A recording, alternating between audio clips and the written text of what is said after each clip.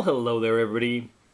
Welcome to this Monday, the 3rd of December 2018, with me, Doc Eon, and some finished minis. Well, first off, we have the two minis I received from that Kickstarter, the one from Westphalia Games. We have a wizardess here, kind of a traveling, garbed little adventurer with her cat familiar on her shoulder. Kind of cute. And we have the hungry tree, the tree with mouths.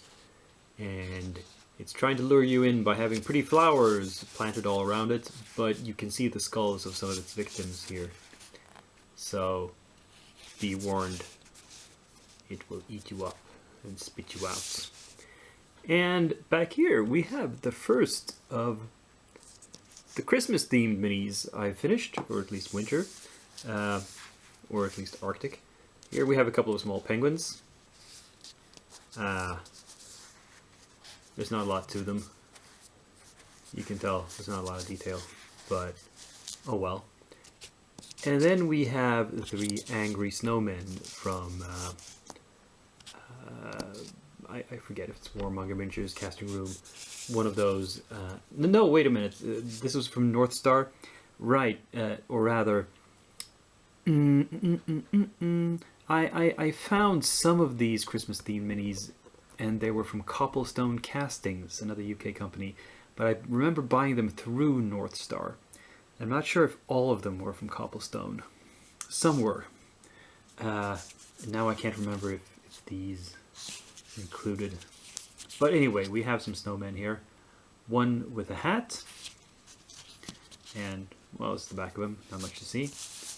One with no nose and full branches, tree branches for arms. And this one has a scarf. Or, well, I mean, something. Anyway, some item of clothing. And yeah, I had fun knocking these out. And as you can see, there's some snow effects on the bases. This is my traditional snow effect with the powder from Gale Force 9. And yeah, not a lot to say.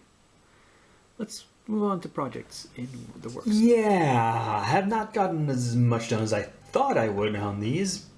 In my most optimistic moments, I thought that these two guys would be finished by now, and that the Eternal Champions I would have done both the metallics and the bases to a finished state.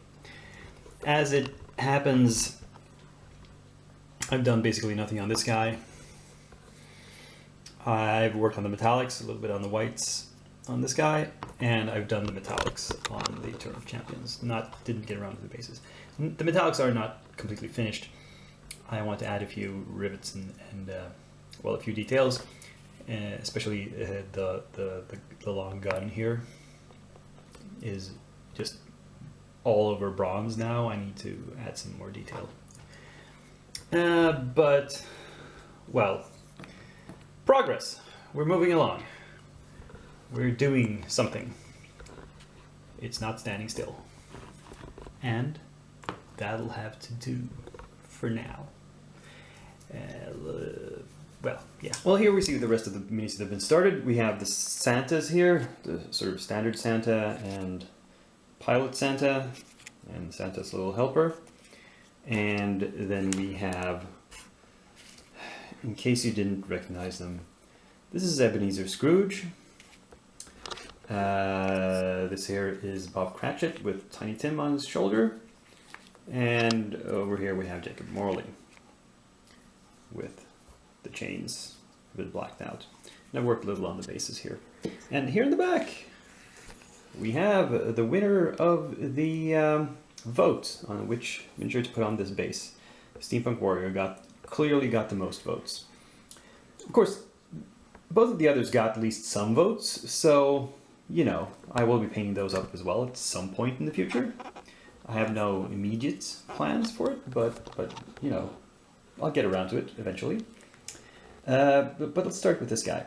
Now, he's an impressive figure. There's a couple of issues I have with the model itself. First off, this shoulder pad. You can see the way it goes on here. If he sort of rotates lifts his arm or lowers it so that this rotates, it's going to conflict with this exhaust pipe here. And there was simply no other way because the body is angled there. That's the way the shoulder pad goes on. There was nothing I could do about it. I could have maybe modeled it out, you know, built it up a bit more, but then the angle of the arm and the sword would have been more flat and less interesting. It is actually kind of cool that it's angled out from his body like this instead of just being straight forward, which it would have been if the shoulder area had been straight. I mean, if it had been parallel to the other shoulder. So, well, let's hope that this is just he's caught in the moment here, that he's moved his arm in a weird way and he's going to realize it soon himself and fix it. Yeah. The other thing is that he's kind of back weighted. He's kind of leaning back on the base, and I've tried to mollify this a little bit by having him on a slope. But this is again the sculpt. The position of the legs is such that if we are level, see with the bottom of the screen here, he's kind of looks like he's trucking on, just leaning slightly. I don't know. Maybe he's doing that because the sword is so freaking heavy. He has to lean backward to counterweight it. We'll say that's what's going on. But you know, I realized this too late. I mean, if I'd been building my own base from scratch, I would have built it up even more so his back foot was raised onto something else, and that would have maybe fixed it. But you see, the angle of the forward foot, the left foot, is such that would have looked weird anyway. I would have had to unbend this left knee somehow and straighten that leg to fix that. But, you know, as it is, yeah. Well, I'll live with it. It's only something you're going to think about if you scrutinize it, see it closely. Yeah. Anyway, let's move on to new projects. Now I know what you're thinking. How could Doc possibly let the Christmas season pass by without painting some Reaper minis? This is always the highlight of December.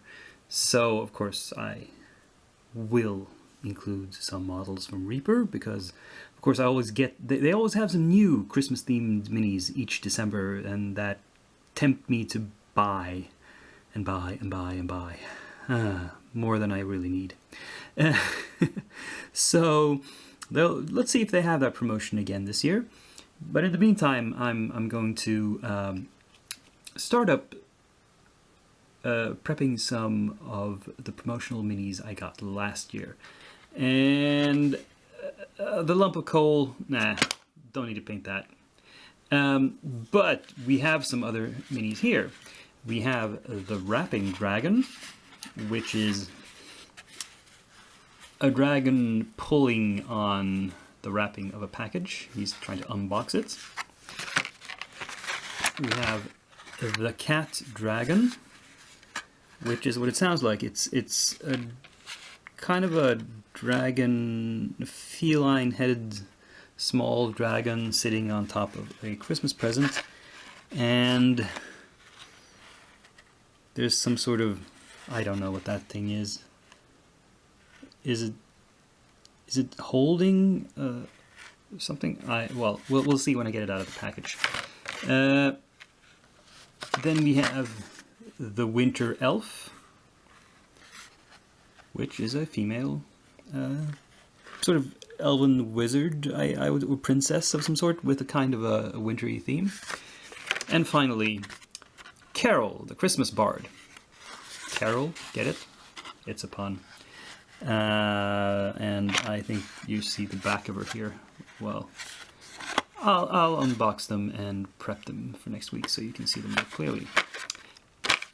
But at the rate I'm going through minis now, I don't think this is going to be enough. So I am going to pull in to my queue some other, not specifically Christmas, but kind of winter themed minis. Namely, these Bones Frost Giants I bought a while back. And now we got 4 of these. We have the Frost Giant Warrior. Let's see what else we have. We have the Frost Giant King, a new one. I already painted a king and a queen before, but oh well. The Frost Giant Bodyguard. And fourth but not last, yes, another queen. Frost Giant Queen. Missing her head right there. But it's somewhere, yeah, it's there. Right.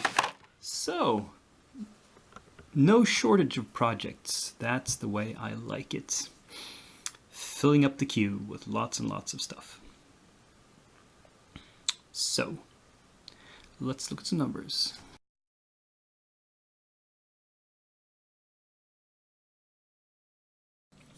So, I don't have anything really new in the way of models or equipment or anything like that to show you. So I thought I'd show you some experiments in paint. See, I bought a few new paints recently that are kind of different. One is that I got a few paints from Vallejo from their artist line, the Art Deco. Extra opacos. This means extra opaque. I got the midnight blue, the black, the white, and the raw sienna. Now these I got mostly because I had a book with recipes for painting, which used Vallejo paints, and mostly model color, but also this particular paint, which didn't seem to be available in any other range. And so I decided to experiment with paints that perhaps are not intended for model use and see how they compare.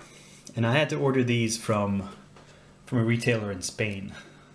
I had to sort of figure out the website in Spanish, but that was okay. Second thing I got, which I got in here in local hobby store, was this.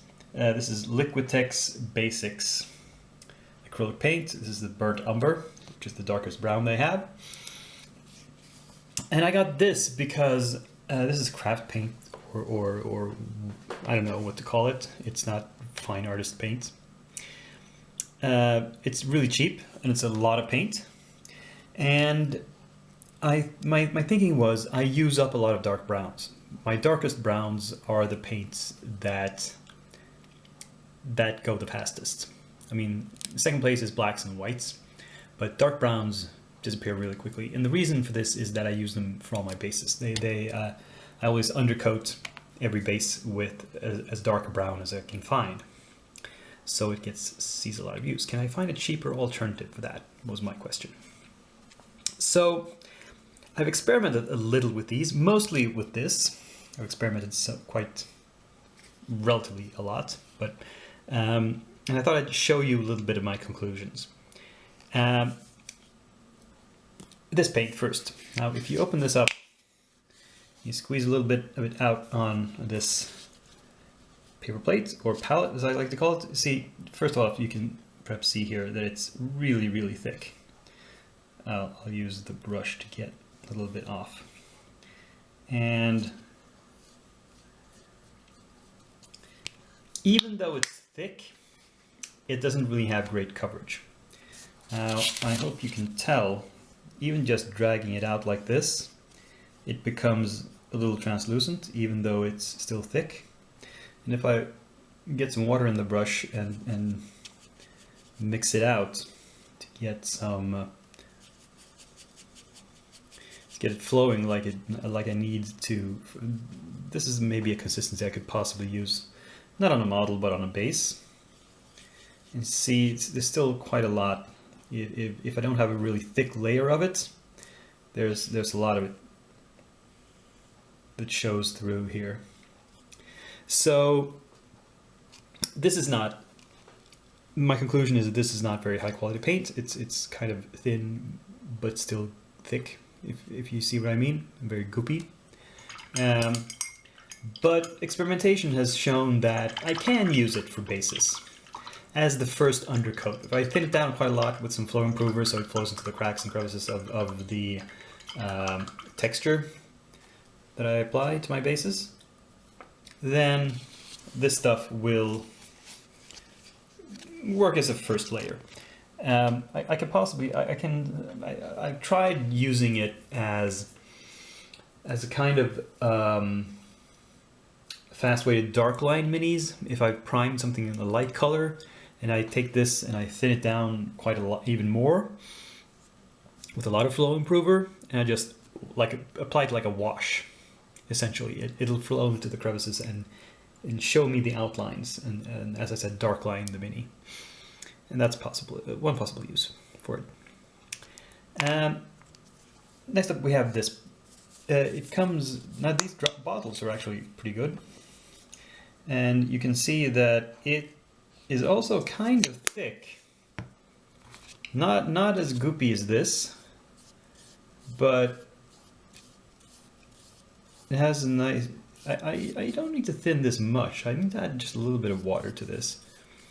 And it will flow like, and it's not much thicker than your average Vallejo model color paint. And it has really good coverage. It is actually very opaque. And if I thin it down even more, it'll look a little bit like this. And see, this is very fluid, lots and lots of water in this, and it still has kind of reasonable coverage. I thought I'd compare it with a model color paint. This is orange brown. I just tried to pick up something that was, it's not really very close, but it's in the same range. This is a mid brown. Squeeze some of this out. See, this is, you know, Vallejo is kind of, has a thick consistency to begin with. This is not that different from the artist paint, the Art Deco paint. And if I add some water to this, see, it's more translucent. It does not really cover as well as the Art Deco paint did. So my preliminary conclusions, I have not really tried using this on models. I've used the white some because it is a little thick, a little goopy, and it is has very good coverage. It's very opaque. So I used this. I started using this when I wanted dry brush white, like for example those snowmen I showed you earlier in this video. They were dry brushed with this paint, actually. So, and I suppose, I assume, again, I use up a lot of black because I undercoat all my silver metallics with it. And if this has the same good coverage, the black, you know, I can use that instead of the more expensive miniatures paints. Oh well, a little bit of experimentation there for you. Maybe it was interesting to somebody. Who knows? Let's see, this is what happens when I take the model color paint and I add lots of water to it. It gets really into a glaze very quickly, as opposed to this. Okay, sorry, now I mixed them. Shouldn't have done that. Yeah. So the main issue is that these are difficult to get a hold of. I don't know anybody here in Sweden that carries them, any retailer. I would have to order them online, and even so, I couldn't find any place in the UK. But, well, I mean, These are big bottles. These are 60 milliliters as opposed to the, is it 17? It's almost 4 times as much paint as in a normal, like a model color or game color bottle. So it'll last quite a while, and so I don't need to order them as often. Yeah, that was the video. Hope you enjoyed watching that and had some information gained from it. I'll be back in a week. As always, same time, same place. Till then, this is Dakian, asking you to click, like, subscribe, and then I'll sign off.